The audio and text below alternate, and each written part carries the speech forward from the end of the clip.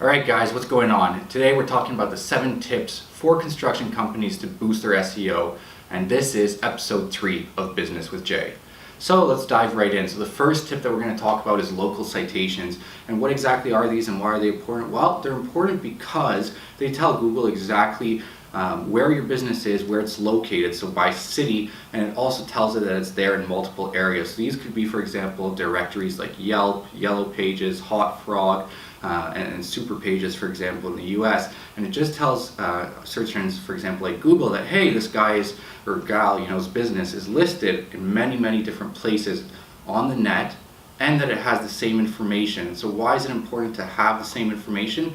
Well, it goes back to telling it that it's the same business. So if you have slightly different kind of information, the business name is either spelled differently or the phone number, even things as commas, dots, dashes, pluses are there and differently in other places, it has a hard time recognizing that, hey, these are the same. And so having them exactly the same is very important for that. And then some other things that are important is to include images, as many images as possible. It's important that you also include the description of your services. So you want to have all these different services that you have listed there so that it can match the services with your business, with your website, all in the same place. Even when you're doing HTTPS, you want to have it as a secure site. Well, you want to make sure that it's HTTPS on all the different places that you listed as well. Now, what's the next tip? Well, it's important for construction-based companies specifically to have a portfolio or gallery page, because it tells Google that, hey, this person has actually completed many projects, right? We can assume that a smaller business or a newer business hasn't done many projects, and thus they won't rank as high in Google, because Google knows that, hey, well, this guy hasn't completed as much work, he's probably not the best for it just yet. Now, it's not as good for businesses who are just starting out, but if you're just starting out, try and get as many as you can, even if they're small stuff. Having that page will help boost your SEO rankings. Next, number 3, I decided to include all the other extra pages in one point because I just didn't want it to be too long, but I thought that the gallery page needed a kind of point on its own, so I decided to do that. And also, guys, let's just dive back into the portfolio for a quick second. When you're doing that, make sure that you're adding alt tags, ALT tags for every single image. And when you're uploading these images, make sure that you're changing the file name from things like IMG 2027 to actual kind of names of what that picture describes, and that's going to boost SEO. But diving back into those pages, it's important that, number 1, you have a blog. A blog is good because why? Well, Google loves content, right? So the more content you have on your website, the more things that they have on their search engine, right? So if they have more content, they like you for that. Now, the next thing is also having content that ranks well. So the good way to do that I found is actually search on the net for kind of questions that people ask kind of typically in their business, and kind of things like, what are your opening hours, or what are typical kind of problems that people face when they kind of go through the buying experience. You want to have very specific questions, but you want them to be questions that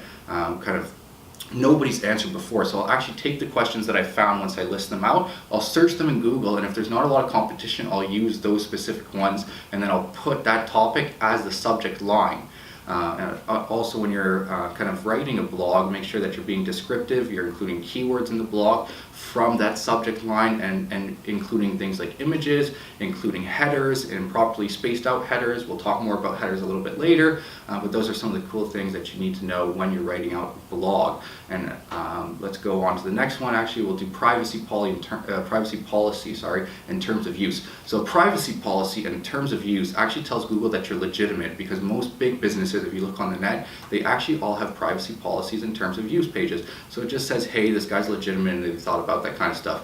You can find some using just free policy generator, but you got to be careful for things like GDPR and other kind of local regulations and federal regulations depending on where you're placed, so keep those in mind. Next up, it's the About Us page. So that's number 3. About Us is important because, well, it tells Google, actually a cool fact about that before I continue is that actually the About Us page is the second most viewed page. When people go to your website, usually it's the home page, but the actual second most viewed page, surprisingly, is the About Us page. And that's also good because it tells clients more about you. So you get to say kind of what's your style, explain about your team maybe, how long you've been doing it, and it'll actually convert visitors more, not just help the SEO. Now, the last page that you want to have is a frequently asked questions page, so FAQs, and that just answers customers' questions. And Google likes that because it tells them that, hey, this person has thought about what do their clients ask, and he's answering those. Now number 4, what you want to do is actual time on page. Now a lot of people don't know this, but increasing the time that your visitors spend on your page is extremely important, because guess what, if people are looking through different pages and they spend more time on your page than others, it tells Google that, hey, this person is actually providing value to them and it's answering their questions. Now it's also important to note that if they go on your page and leave quickly and keep on doing their search, well then they're going to demote you. But if they go on your page, even if they stay for a little bit but then stop searching, Google assumes that, hey, guess what, this person's blog or this person's page properly answered their search query, and thus it's going to rank you higher. So make sure that you do things like add videos, blogs, have multiple pages on your website, live chat, contact forms, so that way it keeps your visitors on your page longer. Now number 5, it's having a properly laid out website. Lots of people forget this, but using H1 tags, H1s are your headers. You want to use H1 through H3, not just H1s everywhere. You want to use H3s as well, H2s as well. So having those properly placed are extremely important. As well, things like keywords, but not just the keywords, but the variations. So for example, I have a landscaping company, I'll talk about landscaping, but I'll also talk about landscape construction, I'll also talk about kind of landscape projects, lawn care, anything else that's related, construction, and use those variations, so that way you're not just stuffing keywords and Google demotes you, but you're actually using keyword variations. So if they talk about, they'll assume that, hey, this person talks about landscaping a lot, well, he must be big in landscape or know what he's doing. Now number 6 is videos. It's very important to have videos, again, going back to the time on page, but also because Google owns things like YouTube. So if you're posting those videos on YouTube, they really like that, right? So then it's going to go back to your website, and it also, again, keeps people on your page longer. It allows you to give them more kind of a personal touch into it. So that's another great thing as well, right? Giving them kind of like a feel of what you're like and showing them that you're authority in this domain. Now the last point, number 7, is schema markups. This is a little bit more of an advanced SEO technique, but schema markups is actually done online. You can actually just search schema, and it's doing specific things like you could have a schema, for example, search bar. So when your listing shows up in the Google search queries, for example mine, it has a 5 stars beside it.